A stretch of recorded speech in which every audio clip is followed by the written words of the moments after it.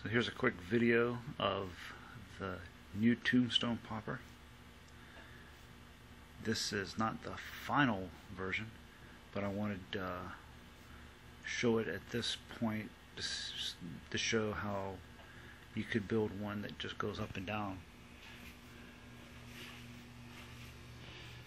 So it's really simple. Simple frame with a base, 2 eye bolts, the 3/8 wooden dowel going up and down. Got one of the deer motors, the 4-inch crank arm, an 8-inch arm here, which is twice the length of the crank arm. That seems to work well. And the lowest eye bolt is just above the maximum height. And then a second eye bolt here, and that leaves plenty of room for the skull head to go up and down. You could get away with a 5-inch crank arm and get a little bit and get 10 inches movement, but it put a little bit more strain on the motor than I was comfortable with, so I went with a 4-inch. And I've been experimenting with different things. Right now it's on a 4-inch crank arm. It'll go on a 5-inch crank arm too, but every now and then reverse. And when I had it at a 6-inch crank arm, it couldn't handle it. The deer motor would reverse as soon as it would start going up. I could probably make this part right here longer, and it would work with the 6-inch arm, but that would give you a 12-inch range of motion up and down. And that right there is 8, and that should be plenty. While I'm at it, I'm going to compare the operation of the deer motor that's in there now to one of the 12-volt DC gear motors I have. It's also slower, and see how it does to compare. So here's the 12-volt 3 RPM motor, and it's still working with the 4-inch crank arm. Okay, this is at 5 inches, and it's still working.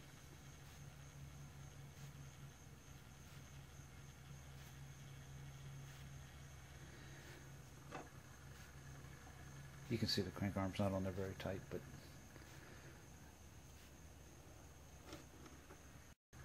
I thought I'd just try it on the popper just to see how it does. So it works, and at 5 inches on the crank arm, the deer motor would occasionally reverse. You can see how slow it is.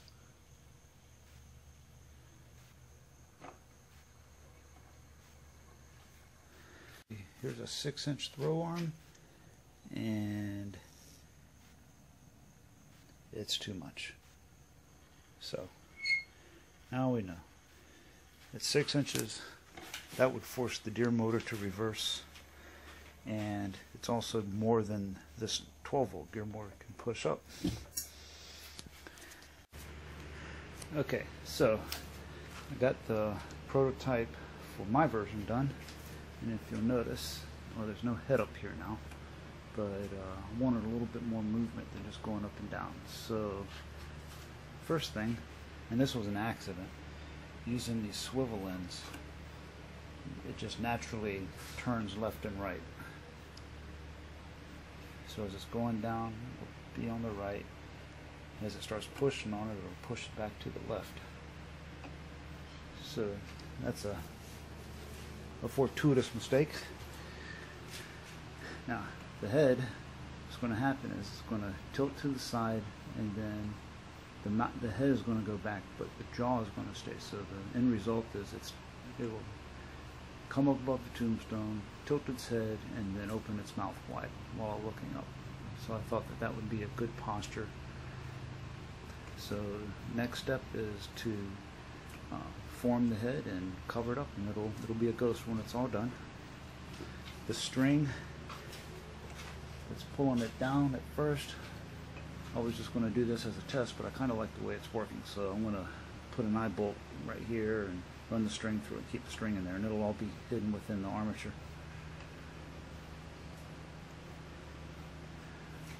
So there's just a couple of swivels on the head.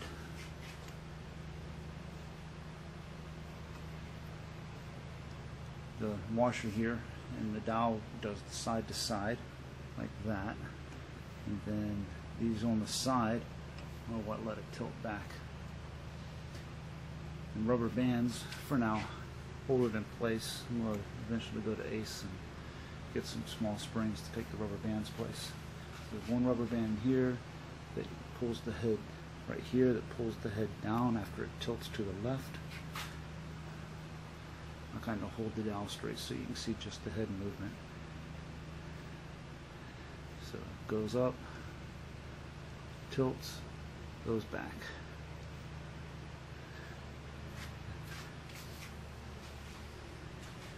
And the rubber band right there is what pulls the head back forward. So this was my first test run, and all in all, I'm very happy with the way it turned out. It's nice when something actually works on the first try.